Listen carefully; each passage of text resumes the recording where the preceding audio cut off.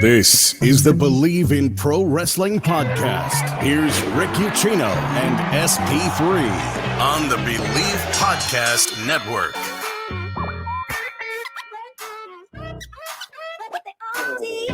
Well, actually, it's Wednesday, so you know what that means. It means we got an awesome episode of AEW Dynamite coming up tonight. It means we all watched NXT 2.0 last night, or if you didn't, you're tuned into the right show because we're going to let you know the important things that happened on NXT 2.0 last night. And it also means that SP3 is not here. It is Jeremy Bennett joining me, as he does every Wednesday, here on Bleav in Pro Wrestling. Jeremy, back and boozed up from Monday Night Raw and good old Cornhusker country in Nebraska. How was that experience live and in person? It was at least it wasn't a terrible Raw, so that was a good thing there. Had a lot of fun. I love how you put the bar so low. Well, at least the show wasn't terrible and not a complete waste of my time. That's where you got to go at WWE nowadays. I did a very sweaty top story from 97-degree heat outside. Thank God I had a beer. So that was helpful. It's been warm here, but the show was good. Perfect for roasted street corn. Yeah.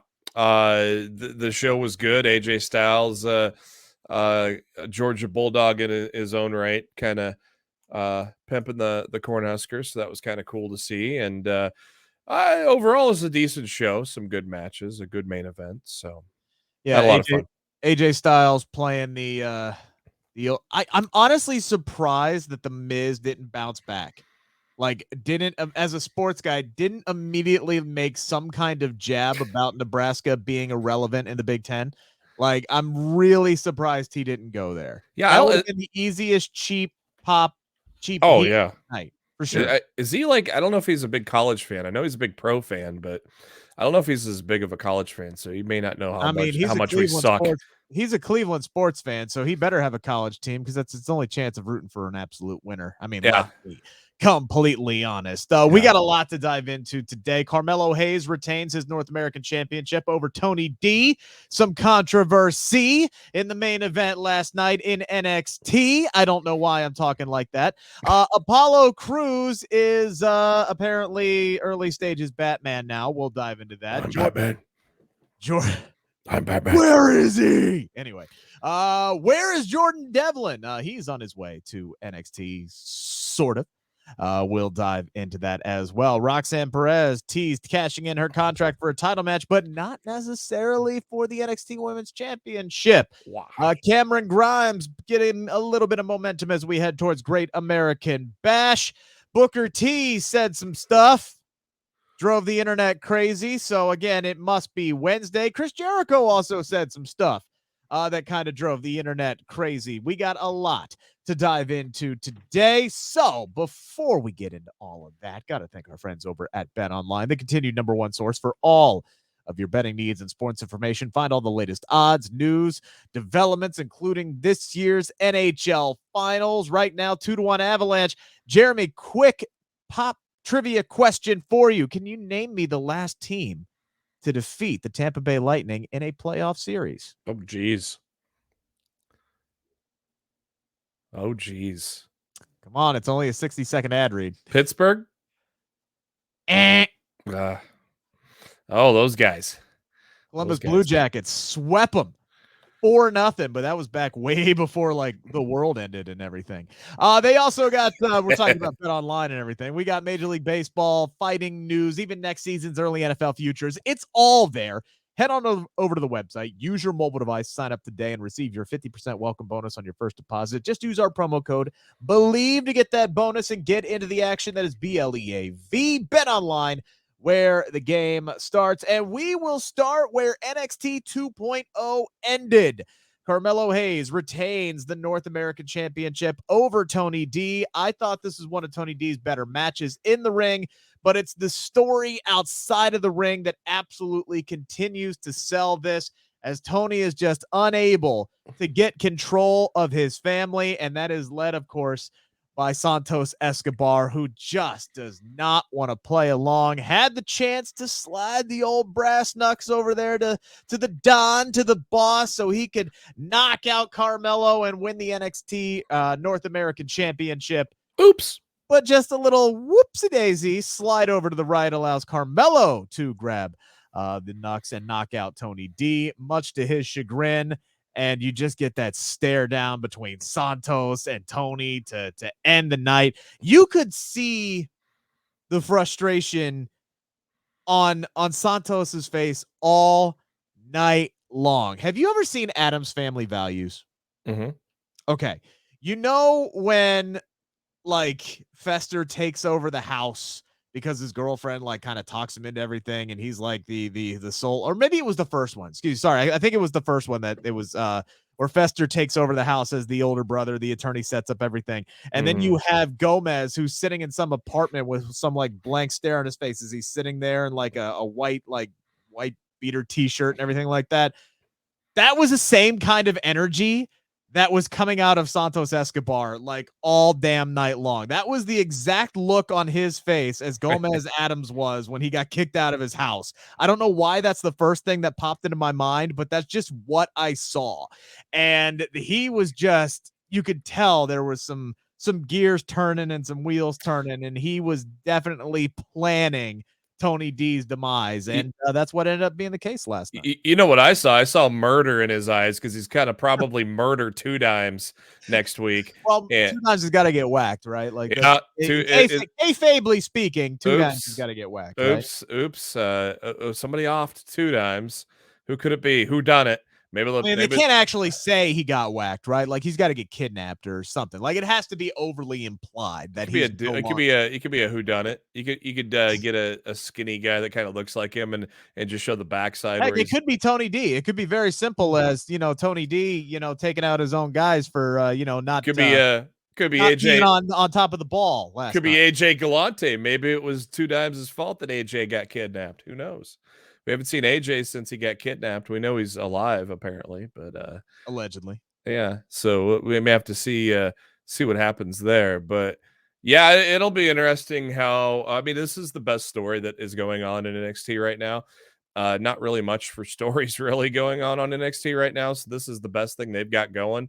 And so it'll be interesting how creative they get.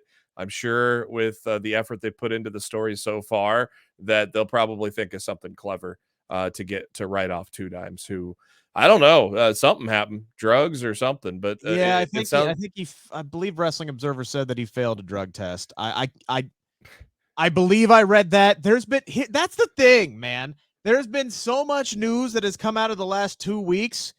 You'd think something like that would generate bigger headlines than it actually did, and it was just kind of like a little blip on the radar. I do Bleav that is what happened. I'll try to confirm that before we move too further along into the show.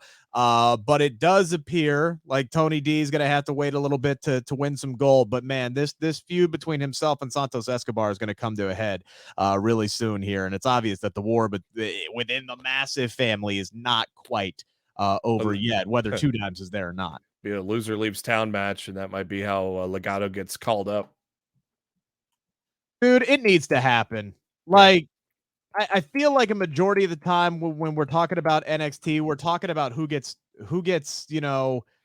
called up next. I feel like that's like such a crutch topic for us on this program with, they need to be on the main roster or they need to be on the main roster. And spoiler alert, I'm probably going to bring up that same argument again on this show more than once.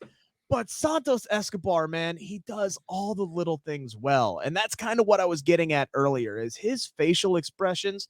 He didn't have to do anything tonight. He told the entire story with his eyes.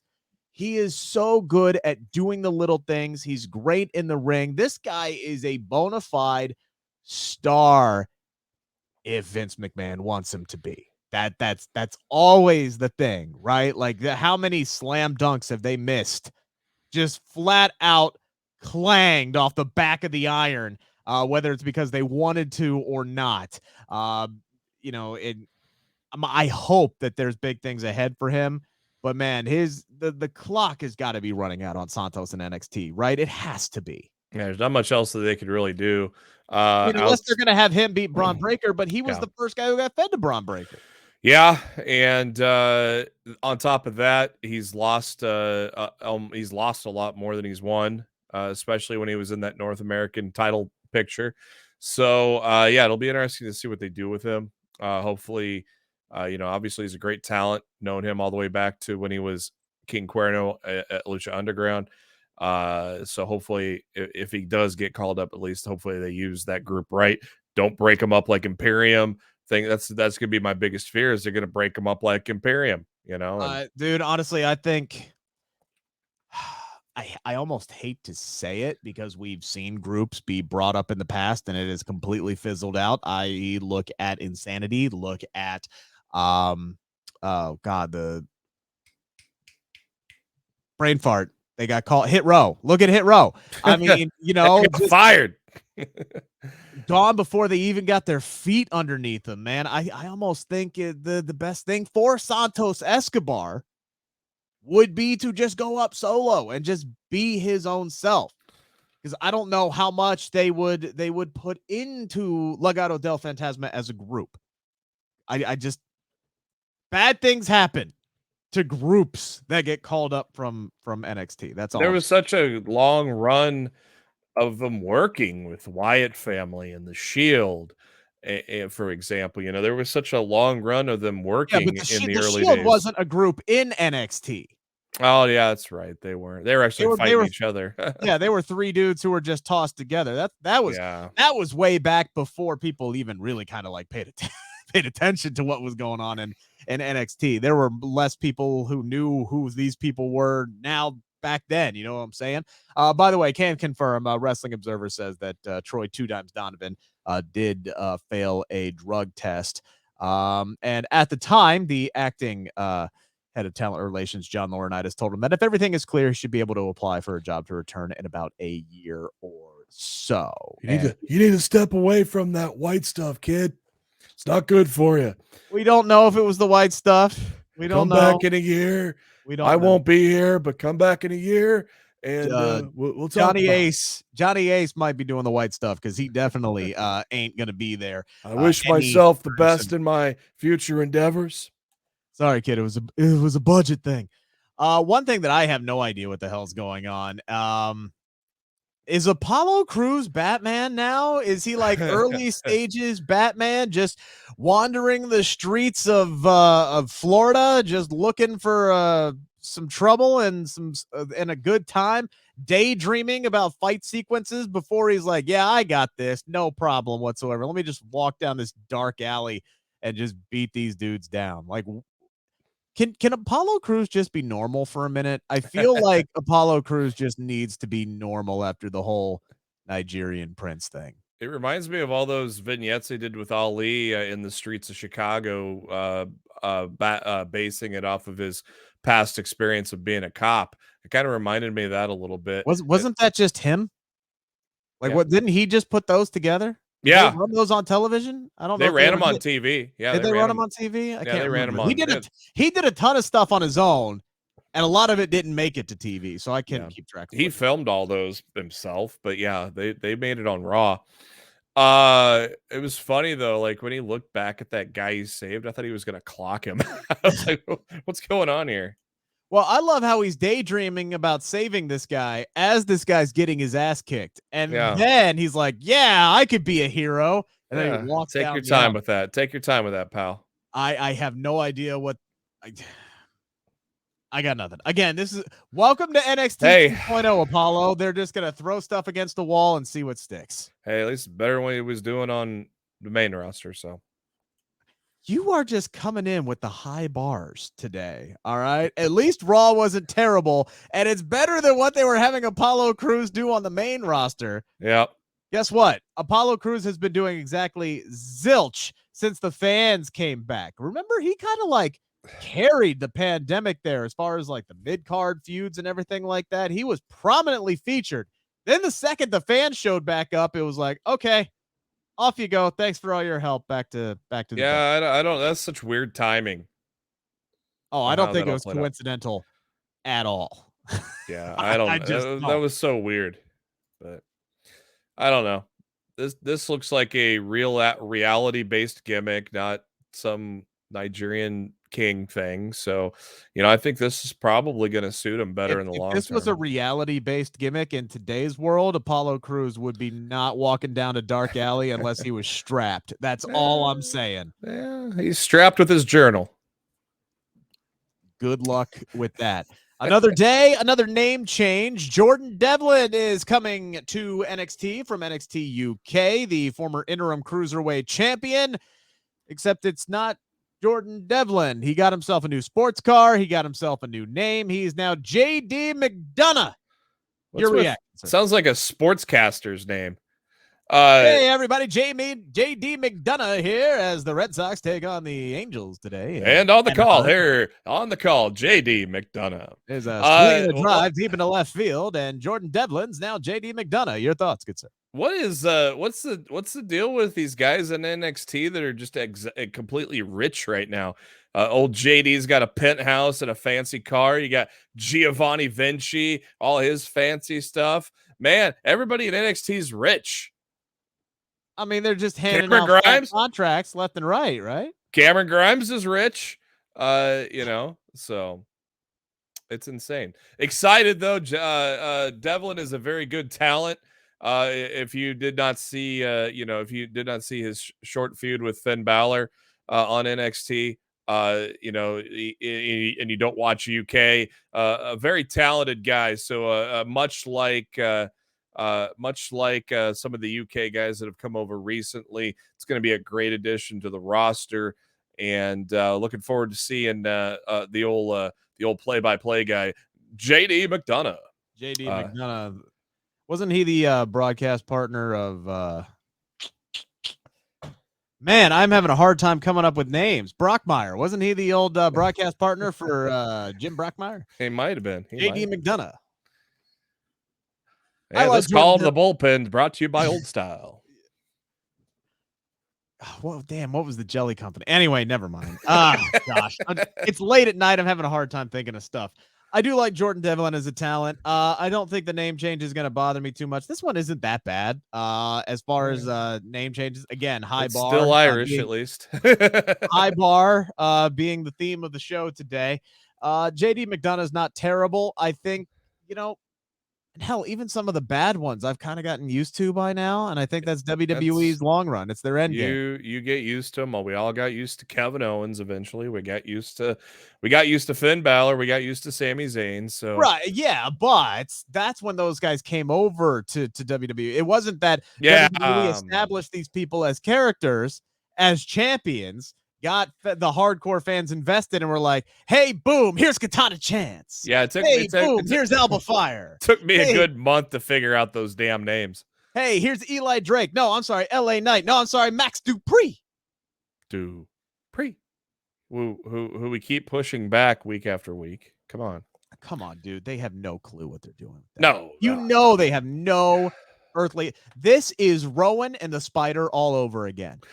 God, hey, we barely have a concept. We barely have a concept, so we're just gonna keep trotting them out there until we figure this out. And then after all the rewrites and everything, it gets to be about 6:30, before showtime, and they go, "Oh, hey, what are we doing with Maximum Male Models tonight?" I have no clue. Let's just kick that can down the road. Let's just kick it down the road. 2 weeks ago now, we were supposed to find out who his client was. Or clients. Yeah, I bet you that. I bet you that's changed. Reasons. I bet you that's changed like 15 times over the past 3 weeks. Who's going to be in this? It's going to end up being Mace and Mansoor. Yeah. That's who it's going to end up being. When they should be on the horn right now with Cesaro, offering him a fat contract and Pretty Deadly. I wouldn't mind that. That group needs an anchor. They need somebody that the crowd will Cesaro would be seriously. Great. Cesaro would be a fantastic anchor for that group. Obviously looks like $1 million in a suit. Obviously is one of the foremost world-class competitors when it comes to actual in-ring competition. I just don't see how Mansoor. I could see Mace pulling. I could see Mace pulling it off. Mansoor, though, it's going to be weird. I mean, Mansoor's prettier than Mace is. True, but I mean, especially if they're going to have Mace show up in that mask. Well, yeah. I don't think his they're gonna Predator mask, with the I don't know. I can't believe they're still holding on to that retribution crap. This could please put T-Bar in the damn group. Give me Dominic Dijakovic. Oh man, back, please, he could be him and Mace were a good tag team. They were. I don't know why they split them. They could have just done. I don't know. Dio Madden and Donovan Dijakovic. I was trying to think of his name. I couldn't think of it. Dio. Yeah. I mean, I don't know. Clearly Pretty Deadly is made for that group, and you could. I mean, they've been in NXT UK long enough. They don't need to stay in NXT at this point. You could call them up tomorrow, and they'll be just fine. Again, we're going back to that crutch, and I'm telling you, we're going to keep going back to that crutch here as we dive into the 5 count now. Oh, hey. It's time to answer the 5 count on the Bleav Podcast Network. I thought one of the better segments last night, which has not always been the case with Toxic Attraction. I did think the women's promo exchange was one of the better segments of the night. And honestly, I thought Caden and Katana really showed out on the microphone and in the ring last night as they just continue to get better and better and better. It seems like they've been in NXT forever. But it was Roxanne Perez who kind of made the headlines here last night, talking about, she might cash in on Mandy Rose, her contract after winning the breakout tournament, but she was talking with Cora Jade and say she might use her opportunity and make it their opportunity and cash in on Toxic Attraction for a NXT Women's Tag Team title match. Interestingly enough, after all that was exchanged, a match was made for next week, a number 1 contenders match between Caden and Katana and Cora. Which makes the whole contract thing irrelevant. Yes, but should Katana and Caden win that match, there would still be the option for Roxanne to get them that title match by using her contract. So they kind of have like an ace in a hole. They got a safety net there. So I'll ask, number 1 here, the 5 count. Should Roxanne Perez be cashing in her contract for the NXT Championship or the NXT Tag Team titles alongside Cora Jade? I never get why you cash in that contract for anything other than the top prize in the game. You never know when you're going to get that chance. So, if you're thinking kayfabe, that's ridiculous to never, especially the tag titles, kind of made sense. In NXT, they actually mean something. True, and so does the North American. At least a little bit. The North American title means more than the NXT Championship right now. So maybe Carmelo Hayes knew what he was doing when he did it last year, because that whole division and picture right now is so much better than the main one. Even though now we're getting kind of a heelish Cameron Grimes, I hear there's a possibility that they might have been turning him heel to get him ready for a call up to SmackDown. The interest in him has been waning. It has definitely been. Wait a minute. Hold on. A heel turn for Cameron Grimes. They don't need heels on SmackDown unless you're going to finally flip Sami Zayn babyface. They don't need heels on SmackDown. Just wait till he wins that Money in the Bank briefcase, man. Dude. Absolutely no reason to not go for the top title here.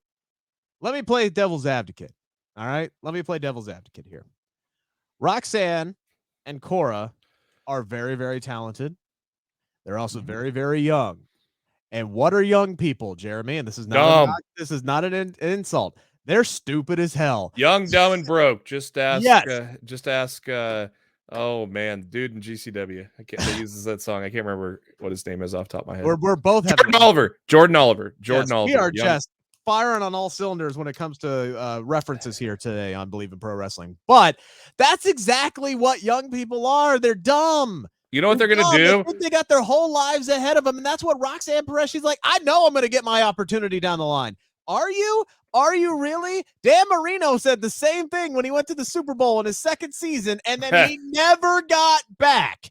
Yes, the smart move is to take the title shot when you get it, because God knows when you're ever going to get another one. And again, we're speaking strictly kayfabe, because of course Roxanne Perez is going to get a title shot down the run. I think JD McDonagh was on the call for that Super Bowl too.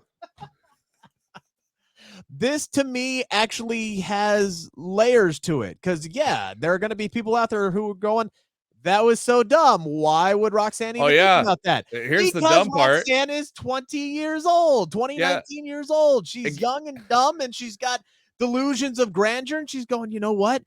I could elevate myself, but I could elevate my friend as well, which is a real life thing. I can't tell you how many times I have put more effort into trying to elevate myself and somebody else, or myself and a few other people along my road in my career, and got burned for it when I should have been focusing on my damn self. And then speaking of dumb, she'll do it, and she'll cash it in at the Great American Bash and make it a triple threat instead of a one-on-one tag match. Yeah, you're probably right. That will probably be the women's tag team title match. And then the championship match will probably be Nikita Lyons, I would assume at that point. Maybe Indy Hartwell, but probably Nikita Lyons versus Mandy Rose, because Nikita's going to be back next week. So I don't know. I don't know if it'll be Nikita. So I mean, who else at this point? Indy would be the only one.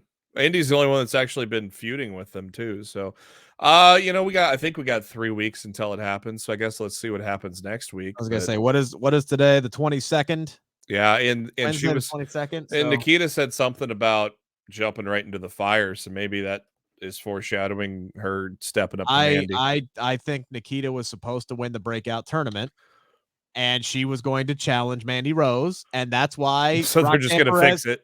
So they're gonna do what they wanted to do anyway. All right, we'll give it to Roxanne. She'll challenge for the tag team titles because she's young and stupid, and then we'll put Nikita, who's also young but I guess not as stupid, against Mandy Rose, and she'll take advantage. And then Toxic Attraction will lose all the gold, and then hopefully they move them up to the main roster. And by the way, hopefully they move Caden and Katana up to the main roster as well. Can we please, for the love of God, fire up this women's division up on the main roster? You're starting to see some motion for at least one new team. It definitely seems like they got something cooking with Alexa and Liv. Another tag team for Liv, but hey, that's something for them if either one of them doesn't end up winning Money in the Bank. It's been a month now, man, since they said, hey, we're going to hold a tournament to crown new women's tag team champions. We haven't heard a peep about it. Apparently, they don't know what the hell to do. I think that's in the bag. To do. Yeah. Move Caden and Katana up. There's a tag team. Move Toxic Attraction up. There's a tag team. Put Alexa and Liv together. There's a tag team. It's not that hard. No, and I think they're leaning towards Liv and Alexa.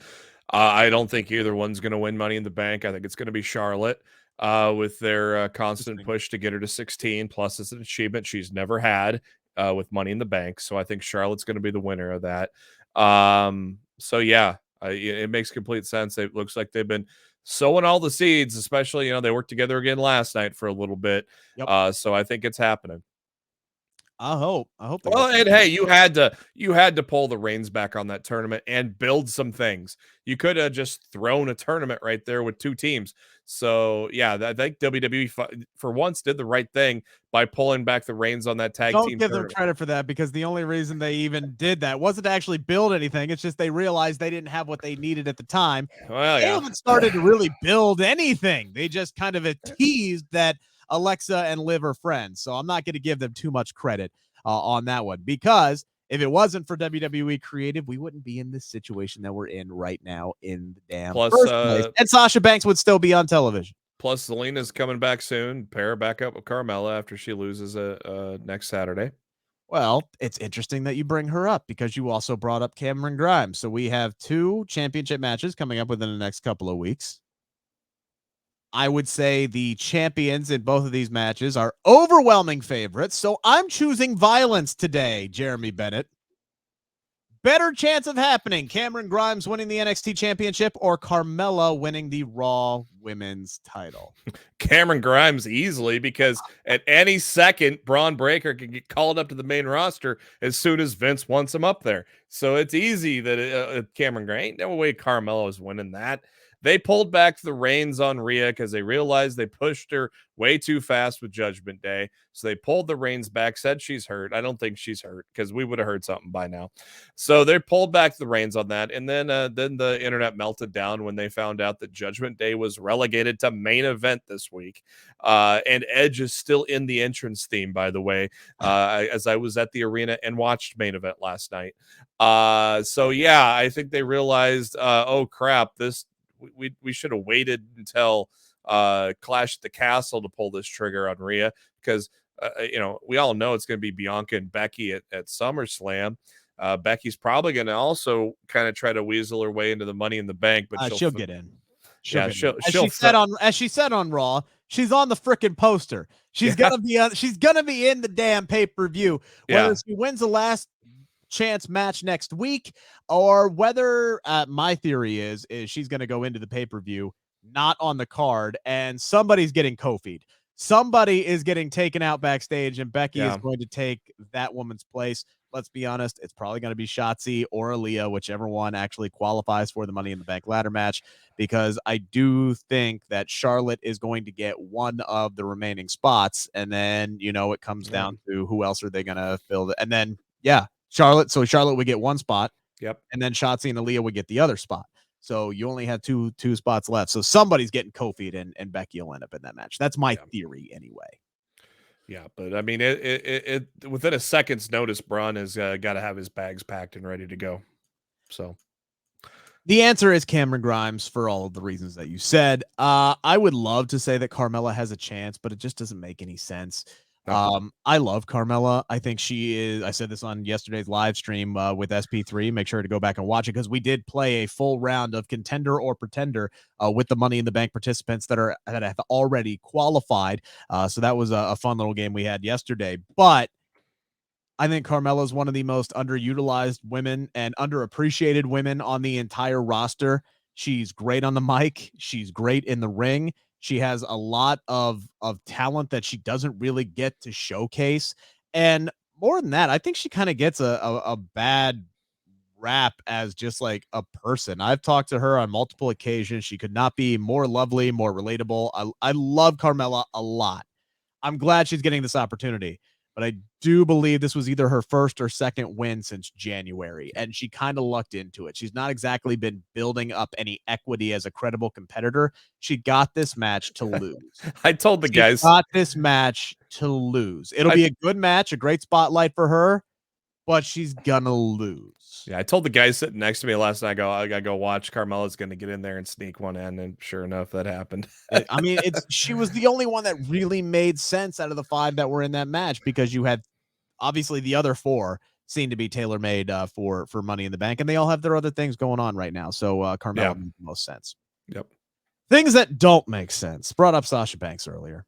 Booker T did that thing this week where he decided to talk on his podcast, and man, if there is like anybody like just like right below Jim Cornette level, like melting down the internet, it would be one Booker T. Said a couple things this week that set the internet. Does he just say stupid things on purpose to get headlines like Eric Bischoff? No comment. But no comment. But Booker T did say shortly after he said that Sasha Banks might not be the best fit for AEW. I said that backwards. AEW might not be the best fit for one Sasha Banks if she is actually released from her contract. That is still kind of the big mystery clouding this. Is the belief right now is that her attorneys are working on her release from WWE, not 100% official. Nothing has been 100% confirmed, at least not by the people that you would expect it to be confirmed by. Hasn't been confirmed by Sean Rossap, hasn't been confirmed by Dave Meltzer. Raj Giri from Wrestling Inc. was the first one to report it. WrestleVotes then confirmed that report on Twitter. Basically, it's either happened or it's in the process of happening, but we know one thing's for sure. Sasha Banks is not coming back to WWE anytime soon. So Booker T asked about it on a podcast this week, said that he does not believe that AEW would be the best fit for Sasha Banks. He believes Tony Khan would pick up that phone and call her immediately once she was available, which of course he fucking will, because Sasha Banks would be, and I've said this before, and I wholeheartedly agree with it, outside of CM Punk, Sasha Banks would be the biggest free agent signing that he has ever had in that entire company. I will stand by that. I will die on that hill. But Booker T says, all right, so she'll fight Britt Baker, and then what? Then what does she do?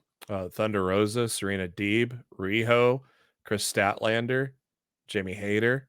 So it's safe to say that you disagree with Booker T's comments that Man. AEW might not be the best fit for Sasha Banks. Booker's an idiot. This is dumb. I mean, if she wants to be Hollywood, it's perfect. She only has to work 1-2 nights a week. The only other better schedule is Impact Wrestling, where you only have to work 1 or 2 nights a month. Well, minus maybe some live shows or whatnot, but the pay-per-views and the Saturday kind of Impact Plus shows. I don't know if those are live or taped. Sometimes they're both, one of the mix of each. But yeah, she would fit just fine in AEW and still be able to do Hollywood things that she wants to do. I'm not gonna sit here and call Booker an idiot necessarily, because wait till the next thing you got. A lot of the things that Booker says, he says because he still collects paychecks from WWE. Like, he is very slanted toward WWE because he works for the company, and I can respect a man who respects who pays his checks, right? Like, I understand that, and I get that. So everything that Booker says, I take with a grain of salt. I just want to know what this man has against Athena. Dude trained Athena, or at least worked with her. Like, she developed the O-face by hitting it on Booker T. He told her, yeah, you can do that move, but only if you do it off the top rope, because Athena, if you didn't know this, is actually afraid of heights. That was a wonderful story she told me in an interview that we did for another company a while back. She is incredibly talented, but I mean, man, he was like the first to jump on her after she did her interview with Chris Van Vliet, and now he's saying no disrespect to any of the women in the locker room, but who the hell is is Sasha Banks going to fight after Dr. Britt Baker? And I'm sitting here and I'm going, dude, you got Toni Storm there now. You got, obviously, Athena there now. Way to overlook one of your own students. But yeah, you ran down him as well. There's a ton of talented women that are already there. Case in point, the AEW Women's Champion, Thunder Rosa. That would be the first match that I would book. Heel Sasha Banks in AEW going up against Thunder Rosa. That is what Tony Khan needs. He needs another prominent, dominant heel so you can turn Britt Baker babyface, because you need another prominent babyface, and the crowd already loves Britt Baker. Well, that'd be a fun feud too, her and Britt. Yes, it would. You could turn Britt babyface. Sasha could come in heel, so now Sasha can work against Thunder Rosa. She can work against Britt Baker. She can work against Chris Statlander. Plus, Athena. You could easily turn Britt face by having Hayter turn on her eventually. Instead of having Britt turn on Hayter, you have Hayter turn on Britt. Yes. So many things make sense in this situation. And Sasha, I believe, has always made a better heel than she's made a better babyface, even though the fans love her to death and fans will be excited that she's there. But also, as you said, who says Sasha Banks has to come in and work like the workhorse schedule? She might want to, but she might have a ton of other projects that AEW would love to promote, by the way. Yeah. Never forget, and I will bring this up until the day I die, WWE had a superstar in a Star Wars show and failed to properly promote the fact that she was in a Star Wars show. I am sure there is plenty of Hollywood projects that Tony Khan would love to promote on his airways. All right. I'm sure he'd love to get that free publicity. Oh, yeah. Sasha Banks doesn't have to come in and sign a full-time schedule and work AEW Dark. You think Sasha Banks is coming in there and working Dark and Dark Elevation? Hell to the nah. Sasha Banks is coming in there. She's going to be on Dynamite and Rampage almost every damn week if she wants to be. And if not, they're going to save her for some key appearances, and she's going to fight some big damn matches. And she's going to fit in like a glove because she's Sasha Banks and she's one of the best damn professional wrestlers on the planet. She can make anybody look good. Yeah, it'd be fun to watch. It'd be fun to watch. Be fun to watch her and Jade Cargill at a promo battle too. Yes, it'd be great to watch Sasha and Stokely Hathaway square off in a promo battle. Hell yeah! Come on, there's a lot of fun that Sasha Banks could have inside of AEW. There's like, I'm listening to him and his Booker T and his co-host talking about the AEW women's division and talking about how there's nobody there. Can we stop with that tired argument?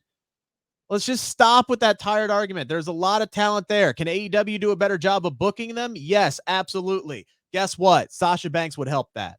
Yeah. Sasha Banks' star power forces Tony Khan's hand to book more women's matches on Dynamite, more women's matches on Rampage. All of a sudden, if you start building up massive star power, You got to start booking them against somebody, and that's only going to help the people on the lower card as well. Another thing that needs to stop is Booker T, once again, making some headlines this week. You could have just stopped it. Another thing that needs to stop Booker T. You could just stopped right there with that sentence. Can we please, for the love of God, I don't have much to say on this. Nope, I don't either. It's ridiculous. But Booker can we T's an idiot. please just stop being so damn judgmental about wrestlers' physical appearances? I have had to listen to mouth breathers and people who look like me behind a keyboard saying, Adam Cole needs to put on weight. He looks like a bagger at a grocery store. Adam Cole is one of the best professional wrestlers on the planet. His work is comparable to anybody on the entire industry. In the entire industry of professional wrestling. Guess what? Adam Cole is better and more over than any other muscle-bound dickhead you're going to put inside of a wrestling ring.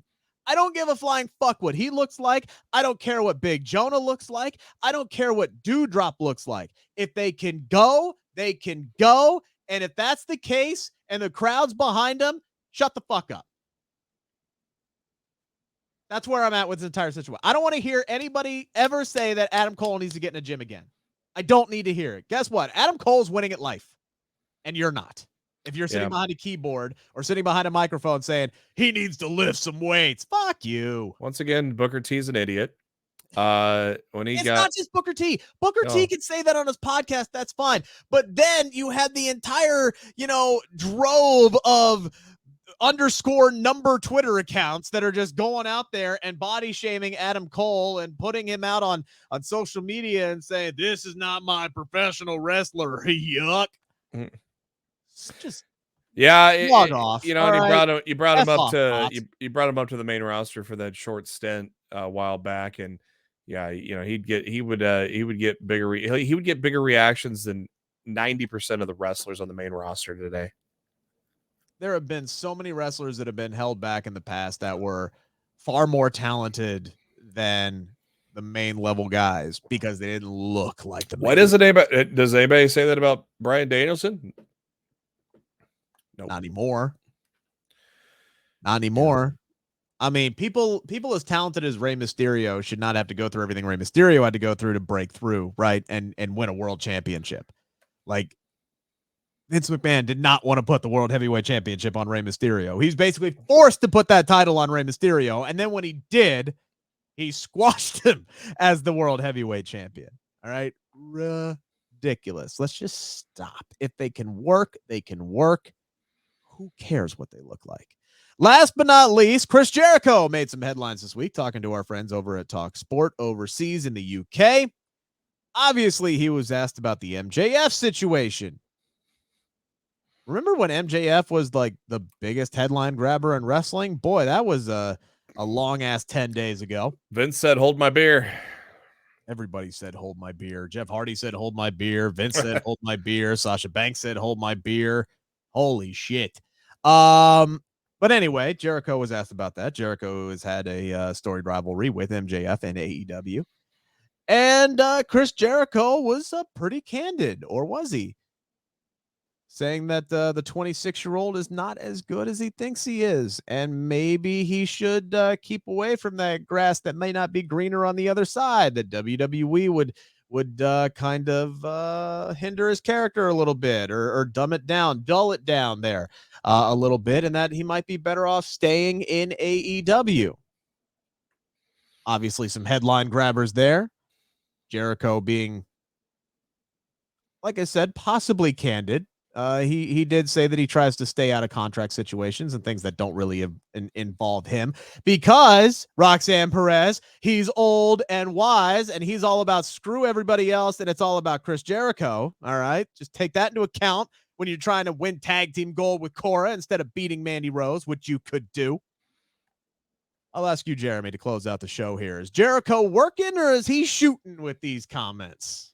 He's working because he knows where the money is in AEW right now, and it's on MJF. And this whole thing about MJF against the establishment is probably going to end up in MJF turning babyface. So Jericho is just leveraging a situation for the future where the Jericho Appreciation Society could go after him in a high-profile feud. I think there is a little bit of both here. I'm gonna say it's more of a work than a shoot, but there's some realness there, because Jericho went on to talk about, hey, sometimes you gotta go learn for yourself, right? You gotta take the chance, you gotta go move on to another company, saying that he's done it a million times before in his career, obviously jumping from WCW to WWE, and then jumping from WWE to AEW. So you gotta go see for yourself. You gotta make those life decisions and learn from them, good or bad, in one way, shape, or form. And I think there is some truth that MJF's character would be dulled down a little bit, or would it really? Because the Cody Rhodes that we got in WWE was pretty much a better version of what the Cody Rhodes we got in AEW. So it may depend on how much WWE is into MJF. Three-quarters of what he says on AEW would not be able to fly on USA. So okay, so you'd have to censor him a little bit, but and don't forget, SmackDown's on network TV. That's even more censored. I get what you're saying. I get what you're saying. So yes, it would be dulled down a little bit, but MJF is really good on the mic. I'm sure he'd find a way to get around it without saying the swear words. Okay. But I do think there was some validity in what Chris is saying, but I do think a lot of this is a work, because of course he wants to see MJF stay in AEW. I don't think there's anybody who doesn't. Well, maybe those who don't like him personally and want his spot, but I mean, I think AEW is better off with MJF there. But Jericho at the end of the day said, hey, look, people come, people go, people come back. It's part of the business. Said, I don't even think anybody remembers Cody Rhodes being in AEW. I think that was definitely a work line there a little bit, but I think there was some truth behind what Jericho was saying as well. Yeah, and plus, I've been saying it all along. I think MJF re-signs with AEW in 2024, but then 3, 4, 5 years later, he'll go to WWE. And I've said this all along. He definitely needs to have a WWE run in his career. I would not be surprised if the next time that Jericho and MJF square off in a wrestling ring, it's at WrestleMania. Because I still think Jericho's coming back to retire in WWE. That wouldn't shock me. I think he's going to come back eventually. I think Daniel Bryan will come back for one final run. And I could be completely wrong, but when these guys are ready to hang it up, I think they'll want to kind of come back home and kind of have like their one big blow off match at WrestleMania and call it a day. But maybe not for Bryan Danielson, because he was in the main event of WrestleMania and said he didn't feel anything. So it could be different for different people. But I do think there are some guys like Christian. I think Christian might come back to WWE, maybe wrestle one more match with Edge and then call it a day. But there's a lot of years left on these contracts, and a lot of things can change. And this is just my perspective, because I don't know shit, because I don't talk to these people on the down low, like, right? I do interviews, and that's it. So this is just my speculation. This is just my view of things as an outsider. And I do think MJF is going to end up in WWE ultimately. And I do think it's going to happen in 2024, because I think WWE, as long as Vince McMahon is still in charge, which is not as certain these days, but still fairly certain that's going to happen. I think Vince McMahon's going to make him an offer that Tony Khan is not going to pony up to, and it's going to come down to money for MJF. And you know what? For any young athlete, even if he fizzles out in WWE and they completely ruin him, take the bag, man. That's my advice I can give to any young person in any situation out there. Take the effing bag, man. At 34 years old, I'm still waiting for somebody to offer me that damn bag. And as soon as that offer comes, bet your ass I'm gone. Well, I'm older than Cora Jade and Roxanne Perez combined, so youch. I'm still waiting. Youch. So, moral of the story, grab the bag if you can get it, because it doesn't necessarily ever is it going to come. Thank you for listening to the Bleav in Pro Wrestling podcast, available wherever podcasts are, whether it's iHeart, Apple, Spotify. We're everywhere, baby. Make sure to subscribe wherever you are, especially here on the Bleav in Pro Wrestling YouTube channel. Hammer that subscribe button. By the way, check out my pinned tweet. at Rick Ucchino. You can win 2 tickets to SummerSlam. You get to Nashville. We'll get you into Nissan Stadium. You can watch Roman and Brock 12, 15. What number are we on? I don't know. You can watch John Cena in Theory. They could have 3 matches between now and then, too, for all we know. Holy crap, you ain't kidding. But Vince had to break that glass, though, when Orton got hurt, so. No, he didn't. And SP3 and I did an entire show on that earlier this week as well. Check out our Monday show. Check out our Tuesday show. I thought those were some of our best ones with some really fun and very serious conversations as well the last couple of days. Again, check out my pinned tweet. If you're subscribed and you retweet my pinned tweet, you're registered to win 2 tickets to SummerSlam. We will make that selection Money in the Bank weekend, which is quickly approaching. Jeremy, thank you very much. Yeah. Anytime. Thank you to everybody who has tuned in today. SP3 and myself will be back tomorrow, 7 a.m. Same bat time, same bat channel, Apollo Crews. Bleav in Pro Wrestling Podcast, brought to you by BetOnline.